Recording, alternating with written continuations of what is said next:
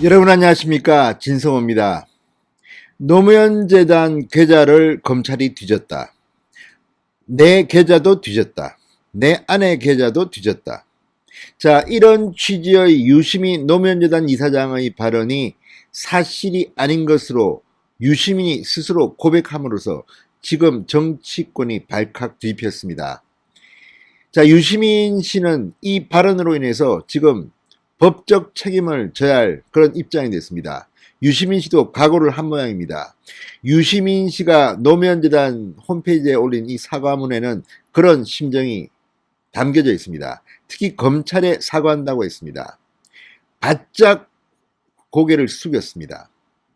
그리고 한동훈 검사장, 유시민이 라디오 인터뷰에서 공개적으로 거론했던 한동훈 검사장을 비롯해서 검찰이 이제 이 사건을 가지고 고소를 하거나 수사를 할 것입니다.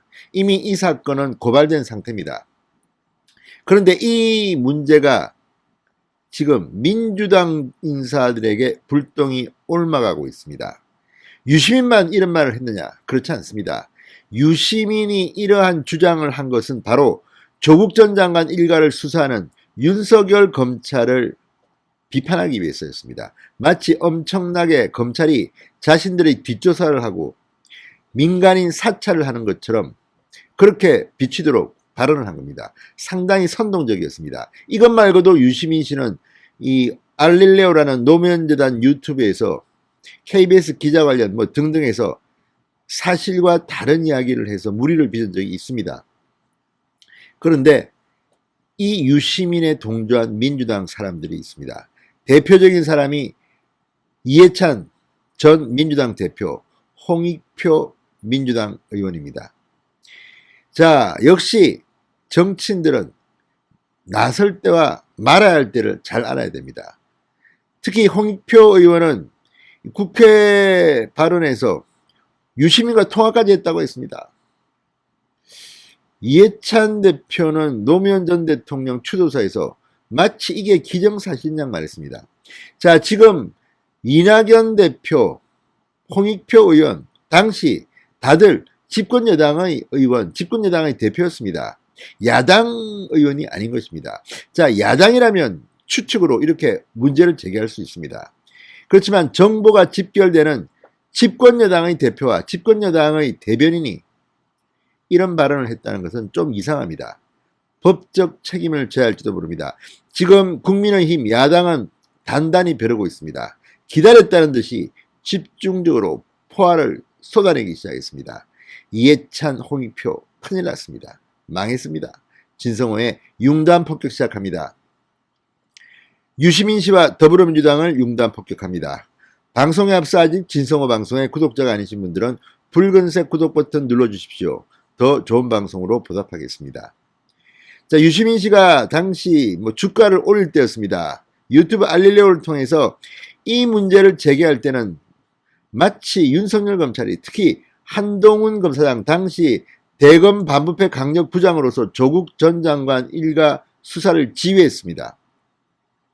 유시민이 조국 수사를 비판하니까 유시민을 잡기 위해서 윤석열 검찰이 마치 엄험한 공작을 한 것처럼 이야기했습니다. 사찰을 한 것처럼 이야기했습니다. 그리고 1년이 지났는데 이제 와서 사과문 하나로 퉁친다? 그렇게 세상을 뒤집어 놓고 이게 되겠습니까?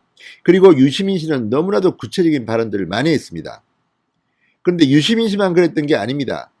집권 여당인 민주당의 대표와 대변인까지도, 전 대변인까지도 맞장구를 치면서 이것을 기정사실화하면서 유시민과 통화했다.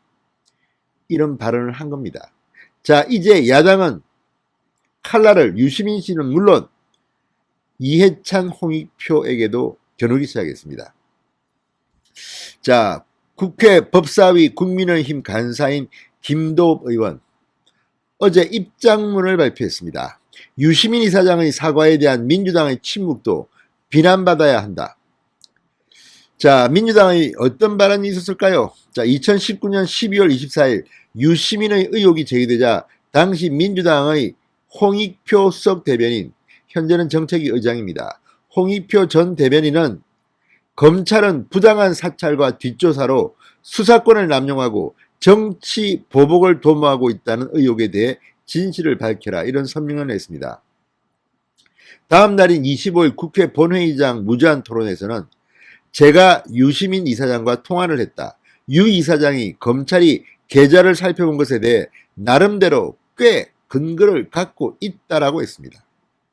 이건 역시 유시민의 발언을 기정사실화하는 아주 위험한 발언입니다. 유시민과 통화까지 했다는 거 아닙니까? 그런데 왜 유시민은 이제 와서 사과문을 올리고 검찰에 사과를 합니까? 사실과 다르다고 이야기합니까? 자, 2020년 5월 23일 당시 민주당 대표였던 이해찬 전 의원, 고 노무현 대통령 추도사에서 이렇게 말했습니다. 노무현 재단과 민주당을 향한 검은 그림자가 좀처럼 거치지 않았다. 많은 사람들이 모함을 받고 공작의 대상이 됐다. 이렇게 말하기도 했습니다. 노무현 재단, 검은 그림자, 모함을 받고 공작의 대상이 됐다.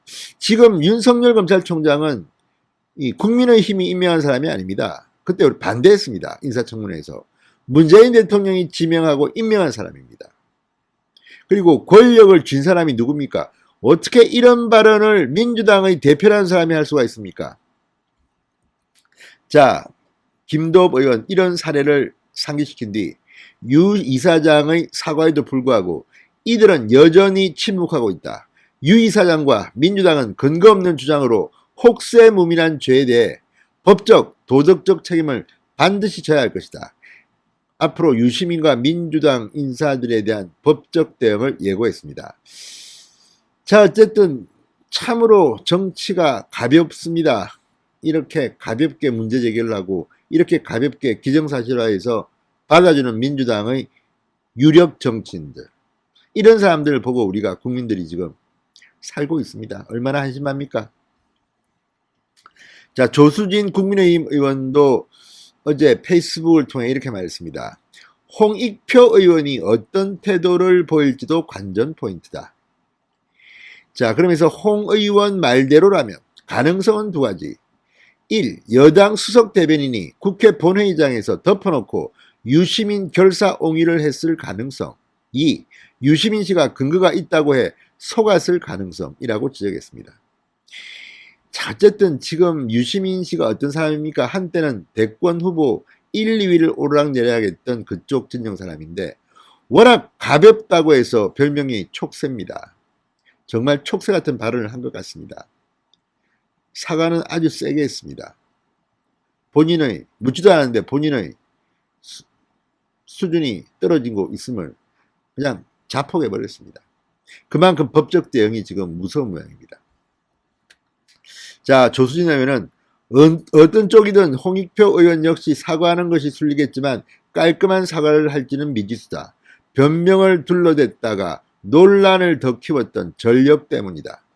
과거 홍익표 의원의 화려한 과거 이력을 비꼬게 됐습니다. 대구 경북 지역을 중심으로 코로나가 확산되던 지난해 2월 홍익표 민주당 수석 대변인은 봉쇄 조치를 브리핑했다가 파문을 불렀다. 수많은 취재기자가 듣고 방송 녹음까지 되었는데도 언론 탓을 하고 거짓말을 했다. 결국 논란을 한껏 키우고 난 뒤에서야 수석 대변인직을 사퇴했다. 이렇게 흑역사를 상기시켰습니다. 그 외에도 뭐 과거에 귀태라는 발언을 했다가 대변인을 그만뒀죠. 아무튼 원내대변인직을 그만뒀는데 이런 걸 보면 정치인의 발언은 무거워야 합니다. 유시민 때문에 민주당이 큰일 났습니다. 진성호의 융단 폭격이었습니다. 여러분 감사합니다.